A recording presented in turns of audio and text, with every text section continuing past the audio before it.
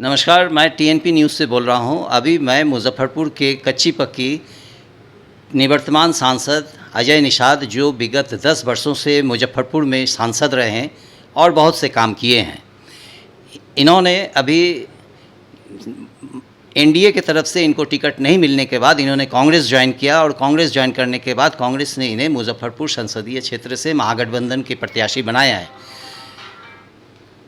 अजय निषाद जी से अभी हम उनके आवास पर आए हैं, उनसे हमारी बातचीत हो रही है। उनसे जानेंगे कि अब तक वो एनडीए के प्रत्याशी के रूप में खड़े थे और काम कर रहे थे।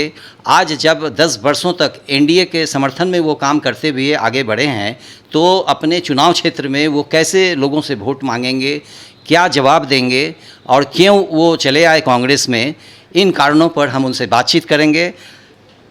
अजय निषाद जी, विगत 10 वर्षों से आप सांसद हैं और अब आप कांग्रेस में चले गए। एनडीए ने आपको प्रत्याशी नहीं बनाया, क्या कारण है इसका? वो तो पार्टी से ही पूछिए, बिना कारण क्या मेरा टिकट काट दिया उन्होंने और मेरे संज्ञान में भी नहीं लाया। हो सकता था कि अगर मेरे संज्ञान में वो लाते कि आपको हम उम्मीदवार नहीं बना रहे हैं, तो हमसे हो सकता था कि उससे बेहतर विकल्प आपको हम देते, लेकिन पार्टी ने वो भी मौका नहीं दिया। अच्छा, ये बताइए कि आपने 10 वर्षों तक नरेंद्र मोदी जी के साथ काम किए, मुज़फ़्फ़रपुर के लिए भी बहुत काम किए। आप अपने क्षेत्र में भाजपा या केंद्र सरकार के या नरेंद्र मोदी सरकार के जो उपलब्धियां हैं, चाहे उनकी विषयों पर आप बहुत तारीफ़ करते रहे हैं, बातचीत करते रहे, लोगों को बता रहे हैं अपनी उपलब्धि उसके साथ जोड़ करके।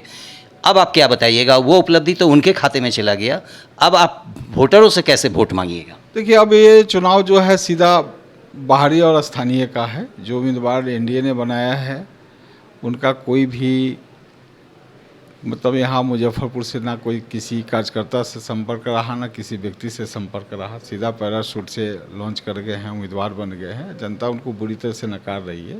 तो अब ये चुनाव जो है बाहरी और स्थानीय का हो गया है। मेरा जो कार्यकाल यहाँ का रहा 10 साल का, पिछले में हम हर आदमी से मिले हैं, हर लोग का सुने हैं, मैन टू मैन मिले हैं। कोई भी जनप्रतिनिधि चाहे किसी दल के हों, कोई भी पार्टी के नेता चाहे किसी दल के हो, सभी का मैंने मान सम्मान किया है, सभी को मदद किया है। और उसी के कारण आज मुझे उम्मीदवारी भी अगर मिली है तो उसमें स्थानीय जन सहयोग, स्थानीय जितने भी जनप्रतिनिधि हैं उनका बहुत ज़्यादा सहयोग रहा है और सभी ने मेरा दिल खोल के स्वागत भी किया। कल आप देख रहे थे कि काफ़ी संख्या में लोग आए हुए थे और सभी ने दिल खोल कर स्वागत भी किया। तो एक लोगों में उत्साह भी है, कार्यकर्ता में भी मेरा ज़बरदस्त उत्साह है और यही जीत का कारण बनेगा। अभी आपने कहा कि बाहरी और स्थानीय की बात है, तो वैसे तो आप भी हाजीपुर के हैं। भले ही आपके पिताजी के समय से पिताजी यहाँ से सांसद है और लगातार रह रहे हैं, अपने मकान भी बनाया, लेकिन मूल निवासी आप भी हाजीपुर के हैं। दूसरी बात है कि पिछली बार तो आपने राजभूषण को एनडीए की तरफ से हराया था। उन्होंने आपके विरोध में खड़े थे महागठबंधन की तरफ से। इस बार स्थिति एकदम विपरीत है, वो एनडीए में है और आप जो है महागठबंधन में हैं। कि उससे कोई फर्क नहीं पड़ेगा। ये जो चुनाव आजकल का जो हो रहा है पूरी देश में कहीं भी, तो जनता का चुनाव है। जिधर जनता का समर्थन रहेगा उधर लोग चुनाव जीतेगा। लेकिन तो जनता यहाँ समझदार है, ठीक है ना। जिसका जो सवाल है वो सवाल जनता से करे, जनता इसका जवाब देगी। मेरा काम ये है कि हम अपना जितने भी लोग से संपर्क करें, अपनी पीड़ा को हम वहाँ बताएंगे। अगर जनता की सहानुभूति अगर मेरे साथ जगेगी तो चुनाव में जीत मिलेगी जी। दूसरी बात रहा कामकाज का, तो वो तो जो भी जनप्रतिनिधि का जो दायित्व होता है, चाहे वो जिस दल में रहे। ऐसा तो नहीं ना है कि अगर आप एनडीए से बाहर किसी अन्य पार्टी से चुनाव जीतते हैं तो वहाँ पर काम नहीं होता जी। सबका काम होता है। जो सरकारी का जो काम करने का जो तंत्र है, उस तंत्र को खाली बरकरार रखना है। आपकी बात है, आप अपनी बात को हर जगह में आप उठाइएगा, जनता की समस्या को आप रखिएगा, तो वहाँ सफलता मिलेगी ही। कुछ काम आप अपना बताइए जो बहुत ही माने अच्छा काम है, जिन्होंने अपने 10 साल के सांसद अवधि में रह करके किया है, जो लोगों के लिए बहुत फ़ायदेमंद हुआ है। एक नया एनएच मेरे कार्यकाल में बना 527, जिसका 90% रोड का काम पूरा हो गया। पुल का काम बाकी है जो मझौली से कटरा होते हुए चिरौर तक, सीतामढ़ी तक जाती है। कैंसर हॉस्पिटल का निर्माण मेरे ही कार्यकाल में हुआ है। पासपोर्ट ऑफिस पटना के बाद मुजफ्फरपुर में ही दूसरा चालू हुआ है। पीकू हॉस्पिटल, आप जान रहे थे कि चमकी बुखार से बच्चे लोग मर रहे थे, उस परिस्थिति में मात्र 100 दिनों में ये पीकू हॉस्पिटल का निर्माण हुआ है।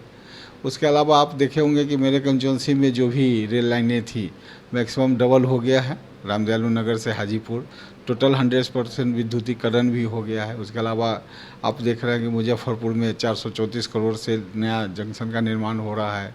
उसके अलावा ओवर ब्रिजें भी बनी है। एक थोड़ा सा कसक रह गया कि सबसे पुरानी जो NH जो बरौनी से मुजफ्फरपुर तक आती है, ये 4 लेन में तब्दील नहीं हो पाया। ये काम करना बहुत निहायत ज़रूरी था। और दूसरा एक गढ़हा से हथौड़ी होते हुए औराई प्रखंड तक सड़क जाती है जिसमें पुल नहीं है, लोगों को काफ़ी घूम के जाना पड़ता है। काफ़ी दिनों से ये मांग जो है लंबित है लोगों का, लेकिन राज्य सरकार की उदासीनता के कारण ये अभी तक नहीं हो पाया, तो इसकी कसक है। अच्छा, एक बात बताइए, आपके माने कुछ जनता की शिकायत है कि आपने अपने जब सांसद रहे तो प्रधानमंत्री नरेंद्र मोदी जी यहाँ पर पताही में घोषणा किए थे कि एयरपोर्ट बनेगी, और आप सांसद थे, आपकी भी जिम्मेवारी थी, तो एयरपोर्ट के लिए आपने क्या प्रयास किया? दूसरी बात है कि माने जनता पब्लिक ये कह रही है कि सांसद महोदय माने अजय निषाद जी एयरपोर्ट नहीं ला पाए, सांसद महोदय जी एम्स नहीं ला पाए, वो सब दरभंगा चला गया, ये उनकी कमजोरी माने लोग। देखिए, आप मुजफ्फरपुर का परिधि देखिएगा जी, तो मात्र 100 किलोमीटर के अंदर में ही दोनों एयरपोर्ट है। जी, जो एयरपोर्ट बनने का जो सरकार के तरफ से निर्देश है कि एक एयरपोर्ट से दूसरे एयरपोर्ट की दूरी कम से कम 100 किलोमीटर होनी चाहिए, तो एक ये कमी थी। दूसरा है कि राज्य सरकार को 434 एकड़ ज़मीन खरीद के पताही एयरपोर्ट को देना था, तब एयरपोर्ट वहाँ बनता। तो राज्य सरकार को मैंने 2-3 चिट्ठी लिखा, राज्य सरकार उदासीन रही। जब तक राज्य सरकार ज़मीन उपलब्ध नहीं कराएगी एयरपोर्ट नहीं बन पाएगा। आने वाला समय में जिस तरह से यात्रियों की संख्या बढ़ रही है, जी, जी, तो आने वाला समय में निश्चय ही और हवाई अड्डा बनेगी। दूसरी बात है कि कहीं भी आप ट्रैवल, जैसे कि बड़े शहर में आप कीजिएगा, तो कहीं भी एयरपोर्ट से जाने में आधा घंटा पौन घंटा का समय लगता ही है।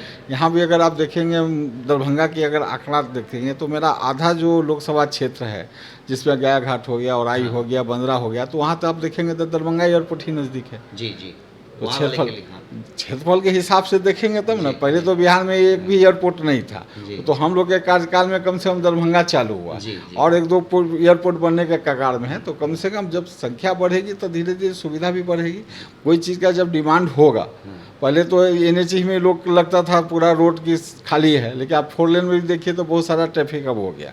तो जैसे जैसे ज़रूरत बढ़ती है वैसे वैसे सब चीज़ का बढ़ता है। अच्छा, एक सवाल मेरा ये है कि आपने एक युग तक भाजपा में रहे, भाजपा में बस गए, रम गए, और इतने दिन बाद आप भाजपा छोड़ रहे हैं, तो भाजपा के कितने लोग आपके साथ आ रहे हैं जो आपके क्षेत्रीय स्थानीय लोग हैं भाजपा ही? देखिए, जो लोग समर्थन करेंगे वो अपना मन से करेंगे, किसी का दबाव में चाहे हम कितना दबाव डालें तब भी नहीं करेंगे। अगर वो दिल से मुझे स्वीकार करते हैं तो मुझे बेहद खुशी होगी। मैं किसी पर दबाव डालने नहीं जा रहा हूँ कि मुझको समर्थन कीजिए, अगर उनकी इच्छा होगी तो स्वागत है। अच्छा, एक सवाल ये भी है कि कैप्टन जनरल निषाद आपके जो पिताजी थे वो तो केंद्र में मंत्री रहे, लगातार सांसद रहे, और आप उन्हीं के सानिध्य में राजनीति सीखे हैं, लेकिन उन्होंने कभी कांग्रेस का दामन नहीं थामा, हमेशा विरोध में रहे, और आज आप कांग्रेस में गए हैं, तो कांग्रेस आपको एक्सेप्ट किस तरह से कर रहा है, या कांग्रेस के लोग आपको कैसे ले रहे हैं? देखिए, आप जब राष्ट्रीय राजनीति की बात करेंगे तो राष्ट्रीय राजनीति में 2 ही पार्टी है, एक BJP है, कांग्रेस है। बाकी जितनी भी पार्टियां हैं वो तो क्षेत्रीय हैं, तो आज आए कल आए भविष्य में। अब तो हमको जो हिसाब से अभी जो मतदान का प्रतिशत जा रहा है और जो नया जो रुझान आ रहे हैं, तो रुझान में तो लग रहा है कि इस बार इंडिया गठबंधन की सरकार बनेगी। एक सवाल ये है कि आपका मुद्दा क्या होगा, क्योंकि अब तक तो आप NDA में थे, तो NDA का मुद्दा दूसरा था, और अब आपका मुद्दा क्या होगा? अरे भैया, विकास ही मुद्दा होता है, चाहे आप किसी दल में रहिए। मुजफ्फरपुर का विकास में जो भी हमसे बन पाएगा उसके लिए हमेशा तत्पर रहेंगे। आप जीतने के बाद एक ड्रीम प्रोजेक्ट क्या हो सका आपका? आप सांसद अगर बन जाते हैं यहाँ से, तो हमने बताया ना कि एक रोड जो है आपका ये बरौनी से, नहीं, वो तो आप बना चुके हैं, मैंने उसमें काम हो चुका है। अब आपका परिकल्पना क्या है? और आगे जो लोग से चर्चा करेंगे, लोग से बात करेंगे, जो भी कमी मुजफ्फरपुर में होगा उसको दूर करने का प्रयास करेंगे। ये थे हमारे साथ 10 वर्षों से मुजफ्फरपुर में सांसद रहे अजय निषाद। अजय निषाद जी अब कांग्रेस में आए हैं और उन्होंने बहुत ही आश्वस्त हैं कि हमें बहुत पूरा समर्थन मिलेगा और हम अच्छे ढंग से जीत हासिल करेंगे।